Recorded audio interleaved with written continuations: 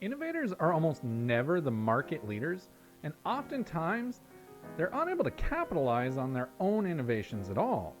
Now, this happens in every industry. Ideas and concepts are introduced by one party, then iterated on by almost everyone else until naturally one or two market leaders rise. It's a natural occurrence in a capitalist market, and it's kind of a direct result of competition, but very rarely does lightning strike twice. Sega was a titan when it came to innovation. That is, in the hardware space. Foreseeing the forthcoming of the connected video game experience and the lucrative subscription service model. But just like most other innovators, Sega was too much too soon.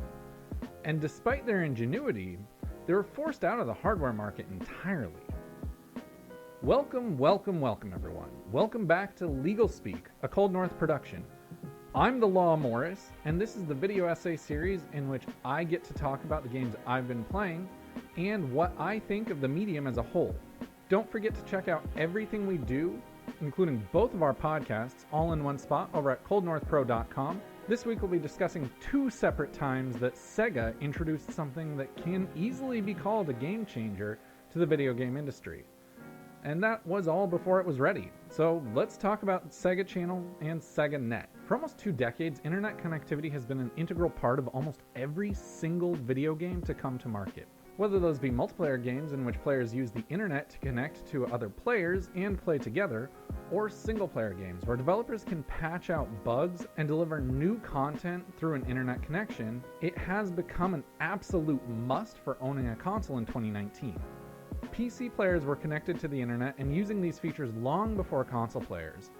But that was in a time when the two markets were so separated that people still widely referred to console games as video games and PC games as computer games. Sega saw the two markets converging and becoming much more competitive platforms before most people did. And as a result, with the introduction of the Dreamcast in 1999, they sought to bring the connected nature of the PC to the console market. SegaNet was Sega's online service that connected Dreamcast players to one another over the internet. Through an optional modem add-on for the Dreamcast, players had the capability to connect to SegaNet and play games head-to-head or cooperatively online.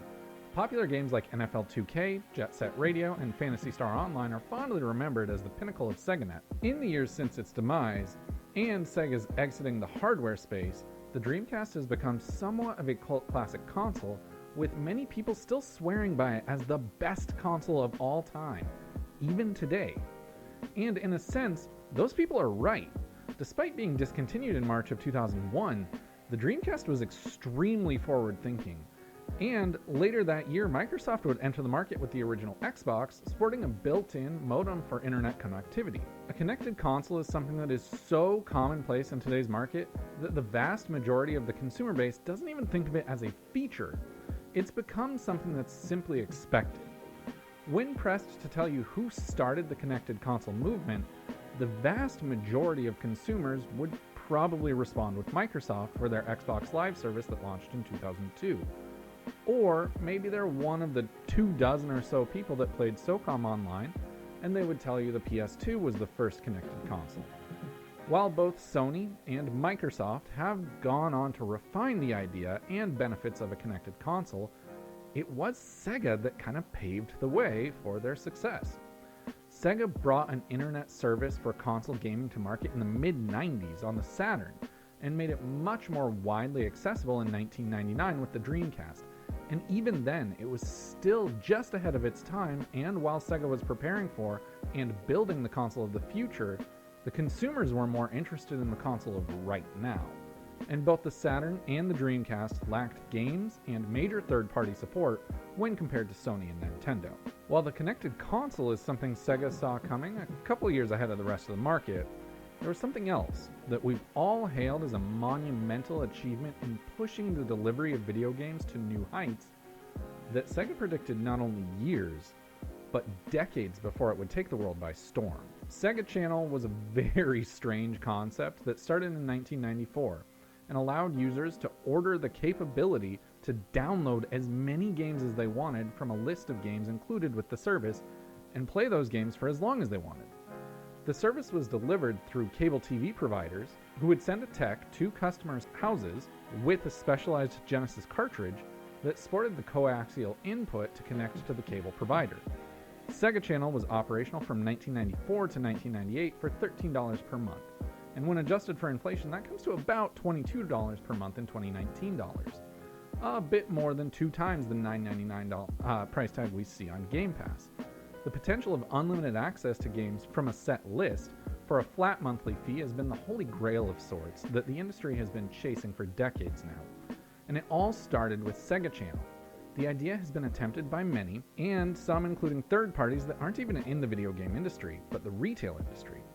The closest any company has ever gotten to realizing that vision prior to 2017 for me personally was actually Blockbuster. In 2003, Blockbuster, rest in peace, introduced in what is undoubtedly the worst bit of branding of all time, the Unlimited Game Rental Freedom Pass for $14.99 per month, or about $20.87 per month in 2019 dollars.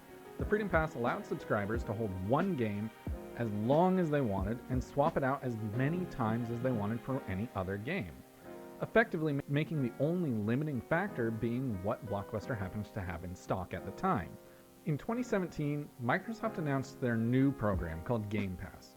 At the start of the 8th generation of consoles, Sony acquired Gaikai for their streaming technology, and now they offer PS Now. EA offers EA Access, and Ubisoft just announced Uplay Plus.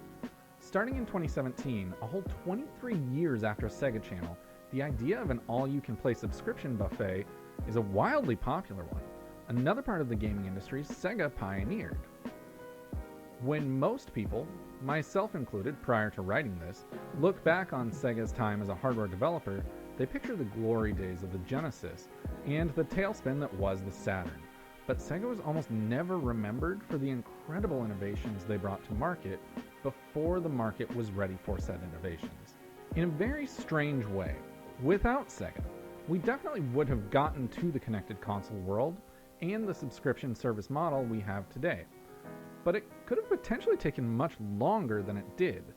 Sega opened the door on 2 of the biggest, most revolutionary concepts in video game history. And while they're still out there publishing software like Alien Isolation, great game by the way, go play it, and Sonic Forces, less than great, I think we should all take a moment to pour one out for the hardware division. What are some of the major game changers that you think changed the industry either for the better or for the worse? Let me know in the comments down below. And if you had any experience with either SegaNet or Sega Channel, please let me know about it while you're down there. I really want to know what it was like back then. If you liked what you heard, don't forget to subscribe for a new video and 2 new podcasts every week. We're still working on getting NoRefunds back up. Just one more reminder that you can see everything we do all in one spot over at ColdNorthPro.com. I'll be back next week talking about Gears, so until then, just go play some games.